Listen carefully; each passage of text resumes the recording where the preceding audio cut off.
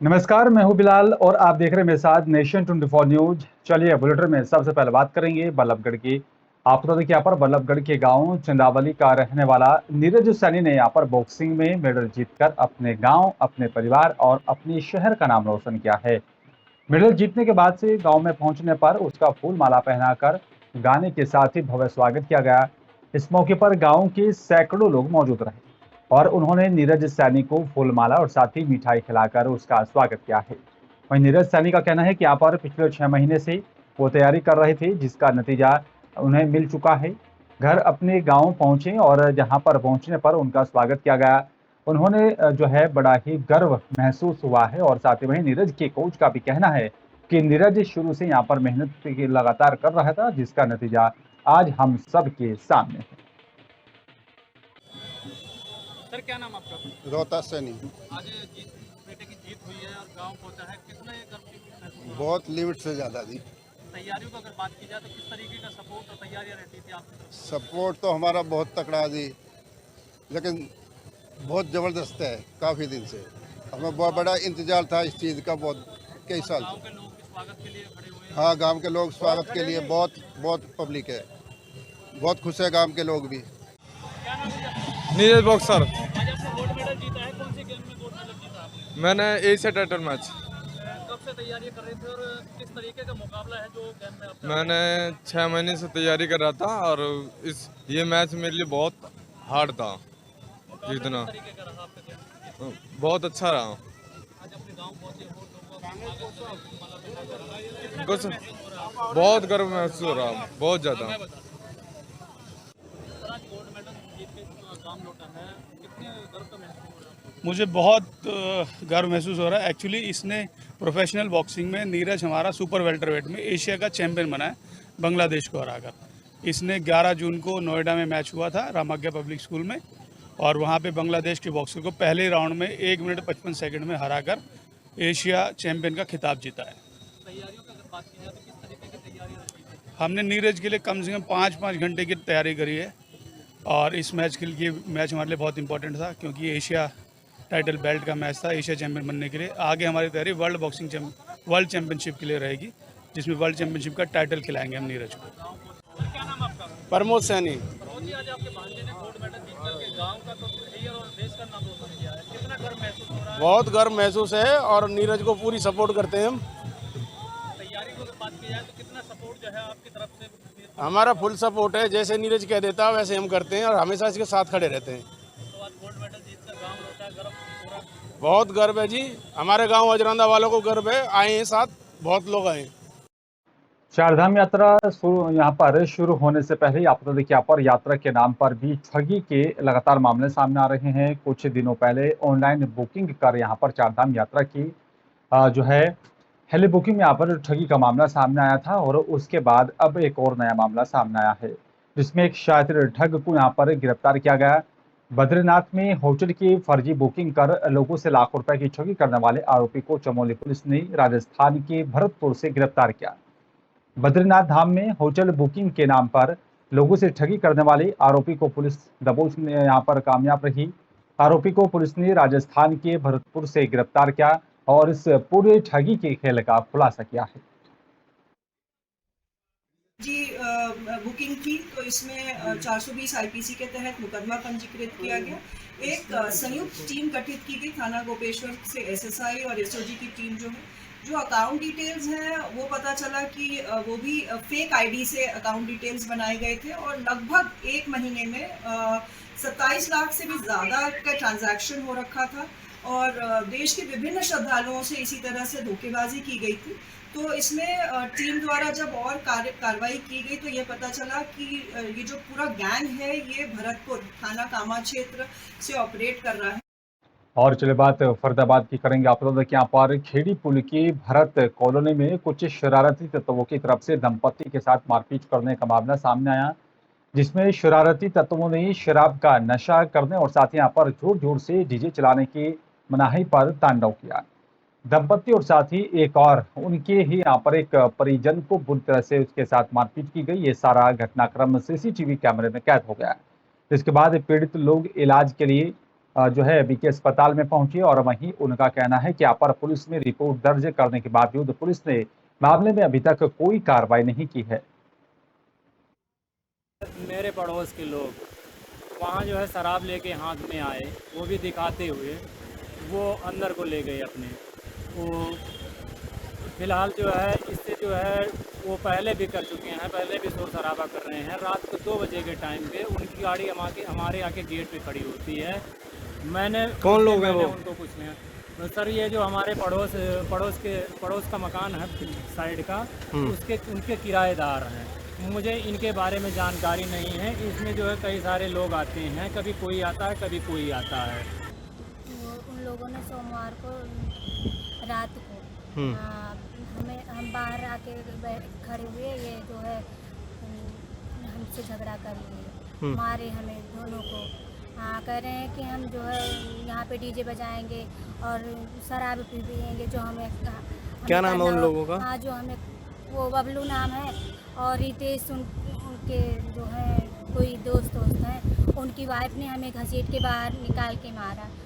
हाँ, वो हमें बचाव के लिए ये निकले तो रितेश के सर पे मारा। वो उसका नाम बबलू है ना, वो इसे इन्हें पकड़ के पटक दिया उस पे दीवार पे। हाँ, अब मेरा भाई बचाव के लिए जब वहाँ खड़ा हुआ इन्हें उठाने के लिए, तो उनका भी नाम लगा रहे हैं उसमें, कह रहे हैं कि जो है इनका भी नाम। आपके कहाँ चोट आई है? हरिद्वार में भारतीय किसान यूनियन की भानु गुट का 3 दिवसीय चिंतन शिविर की शुरुआत हो गई है। गंगा किनारे अलकनंदा होटल के किनारे आयोजित शिविर में यहाँ पर देश भर से कई किसान शामिल हुए।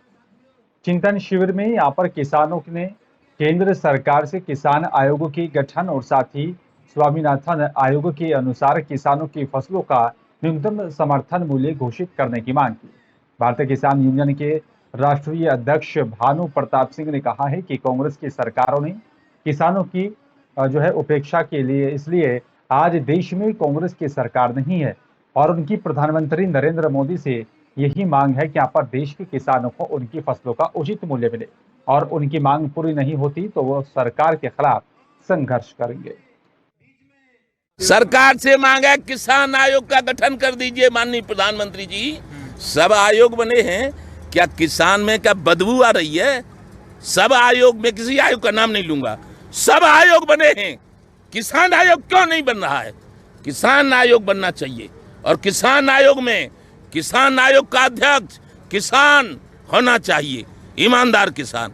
और जितने भी फसलें हैं किसानों की, गन्ना, गेहूं, आलू, धान, सरसों, बाजरा, फल, सब्जी, उन सब किसानों को उसका सदस्य होना चाहिए। हरिद्वार की सत्यम ऑटो कंपनी से निष्कासित कर्मचारियों ने रोशनाबाद स्थित उप श्रम आयुक्त कार्यालय पर 1 दिवसीय धरना प्रदर्शन किया और आपको बता दें कि यहाँ पर कर्मचारियों ने कहा है कि 2017 से कंपनी से निष्कासित किए गए कर्मचारी अपने हक की लड़ाई लड़ते चले आ रहे हैं, जिनमें से 236 कर्मचारी अभी तक वापस नहीं लिए गए। समझौता होने के बाद भी कर्मचारियों को वापस कंपनी में नहीं लिया गया और इसी के चलते आज एक बार फिर से मजबूर होकर श्रम आयुक्त कार्यालय रोशनाबाद में धरना प्रदर्शन किया गया। उन्होंने बताया कि आज धरने के माध्यम से यहाँ पर एक ज्ञापन उप श्रम आयुक्त हरिद्वार को भी प्रेषित करने वाले हैं, जिसमें यहाँ पर कंपनी से निष्कासित मजदूरों को यहाँ पर कंपनी में बहाल किए जाने की मांग की जा रही है। हम सांकेतिक कर रहे हैं, वो बकायदा हमने लिख के दिया कि हम सांकेतिक आपको चेतावनी देना है, अगर नहीं होगा तो हम लगातार कंटिन्यू धरना यहाँ पर करेंगे जब तक हमारी मांग पूरी नहीं हो जाती। ये हमारा है और अंतिम समय तक, क्योंकि यदि कानून का ही पालन नहीं होगा, चलो किसी चीज में विवाद हो सकता है कि भाई मैनेजमेंट ने निकाला कि हम अपने आप निकले, एक विवाद हो सकता है, लेकिन जिस चीज में एक सहमति बन गई, यहाँ पर एक सहमति त्रिपटाइट एक सहमति बन गई, तीनों पक्षों के बीच में एक सहमति हो, इन लोगों को काम पे लिया जाएगा। वो इन लोगों को काम पर क्यों नहीं लिया जा रहा, इस बात के लिए कोई प्रयास न तो श्रम विभाग ने किए, मैनेजमेंट उसको निरंतर टालते आ रही है, हमारे निवेदन को स्वीकार नहीं करी, इसलिए हम बैठे हुए हैं। केदारनाथ और साथ ही पैदल मार्ग पर प्लास्टिक उन्मूलन के लिए यहाँ पर जिला प्रशासन ने एक अनूठी पहल की शुरुआत की है।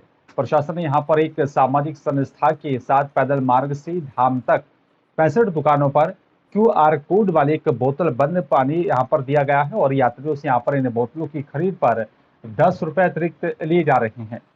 खाली बोतल वापस लाने पर यात्री को 10 रुपए लौटाए जा रहे हैं और साथ ही अगर यात्री बोतल को यहाँ पर इधर उधर फेंक रहा है तो उसे इकट्ठा करने वाले को 10 रुपए इनाम में दिए जाएंगे। कपाट खोलने के बाद से ही अभी तक 3000 खाली बोतलें इकट्ठी की गई हैं और इन बोतलों को जल्द ही रिसाइकिल भी करने के लिए भेज दिया जाएगा। देखिए, इसमें एक पायलट प्रोजेक्ट हमने एक ऑर्गेनाइजेशन के साथ रन किया है, जिसमें यात्री को 10 रुपये देने पड़ते हैं अगर वो बॉटल पे QR कोड होता है, और बॉटल यूज़ करके वापस अगर कलेक्शन पॉइंट पर डिपॉजिट करे तो उसको वापस वो रुपये प्राप्त हो जाते हैं। इसमें कोई भी व्यक्ति अगर कोई ग्राउंड पे ऐसी पड़ी बोतल मिले तो उसको भी कलेक्ट करने के लिए भेज सकता है। इससे एक तरीके की इकोनॉमी जनरेट होती है और हमारा जो वेस्ट है वो ऑटोमेटिकली कलेक्शन पॉइंट पर पहुँच जाता है। और चलिए बात अब करेंगे खटीमा में यहाँ पर जो है वाइल्ड लाइफ एक्सपर्ट और साथ ही पशु चिकित्सकों की यहाँ पर टीम की मदद से वन विभाग की जो है आदमखोर बाघ को पकड़ने में सफलता मिली है। खटीमा के यहाँ पर सुरई वन क्षेत्र के अंतर्गत सीमांत गांव बगुलिया झाऊ परसा में आए दिन यहाँ पर जो है आतंक पर्याय बने आदमखोर बाघ को वन विभाग की यहाँ पर कड़ी मशक्कत के बाद लगातार प्रयासों के चलते आखिरकार जो है ट्रैक लाइव करने के बाद पकड़कर पिंजरे में कैद कर लिया गया। आपको बता दें कि यहाँ पर 13 मई और साथ ही 25 मई को भी गांव के यहाँ पर 2 व्यक्तियों को यहाँ पर घर से थोड़ी दूर पर ही सुरई कंपार्टमेंट 29 और 36 में यहाँ पर घास काटने के दौरान हमला करके बाघ ने मौत के घाट उतार दिया था।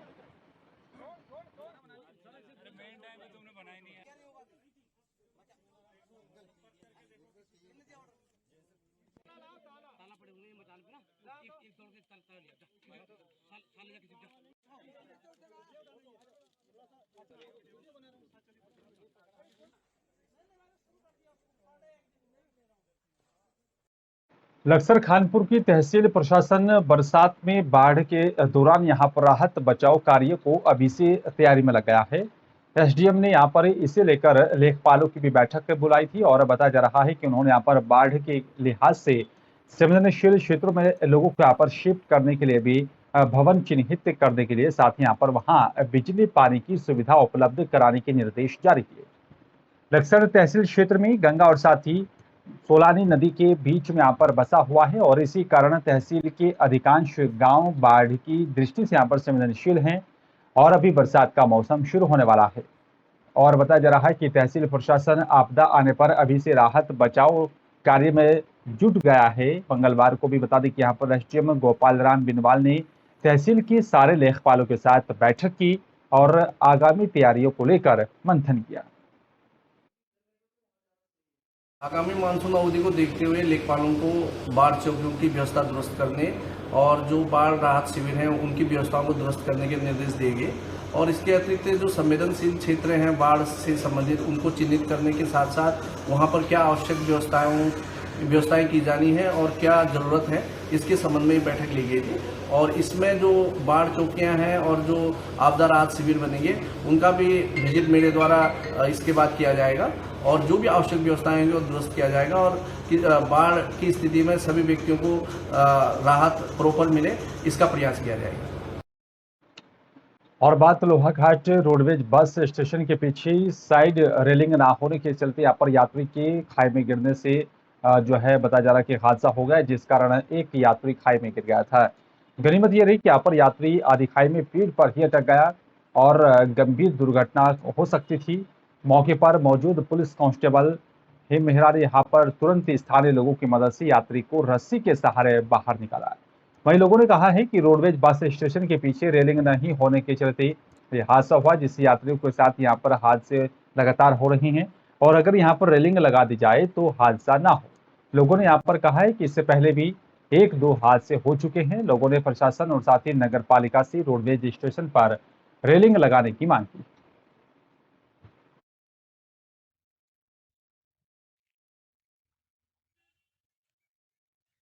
और चलिए बात लोहाघाट के चंपावत क्षेत्र की करेंगे। विकासखंड बाराकोट की यहाँ पर राजकीय प्राथमिक विद्यालय देवरानी के भवन में बताया जा रहा है कि यहाँ पर जो है आंधी के चलते एक पेड़ गिरने से विद्यालय भवन और साथ ही यहाँ पर 4 दीवारें क्षतिग्रस्त हो गई है। और गनीमत ये रही कि यहाँ पर विद्यालय में गर्मियों की छुट्टियां चल रही हैं, नहीं तो यार एक बड़ा हादसा हो सकता था। बाराकोट क्षेत्र में यहाँ पर आए आंधी से यहाँ पर विद्यालय परिसर में खड़ा यूकेलिप्टस का एक विशाल पेड़ जो है वो गिर पड़ा है, जिसके चलते विद्यालय के यहाँ पर भवन को भी काफी नुकसान पहुंचा और साथ ही बताया जा रहा है कि तेज आंधी के चलते ये यहाँ पर नुकसान हुआ है।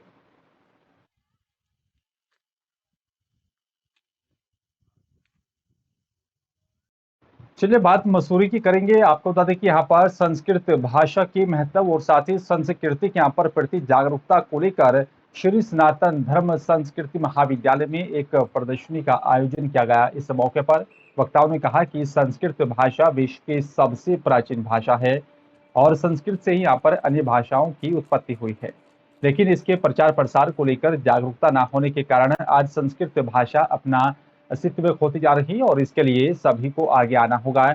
इस मौके पर संस्कृत विद्यालय के प्रधानाचार्य ने बताया, आज हम अपने जीवन में अपने धर्म को भूल रहे हैं और साथ ही आज घरों में जन्मदिन के अवसर पर केक काटने और साथ ही मोमबत्ती बुझाने का प्रचलन चल रहा है, लेकिन इसी के स्थान पर हम अपने संस्कारों को देखते हुए जन्मदिन पर पूजा करें और साथ ही दीपक जलाकर प्रभु का वंदन करें।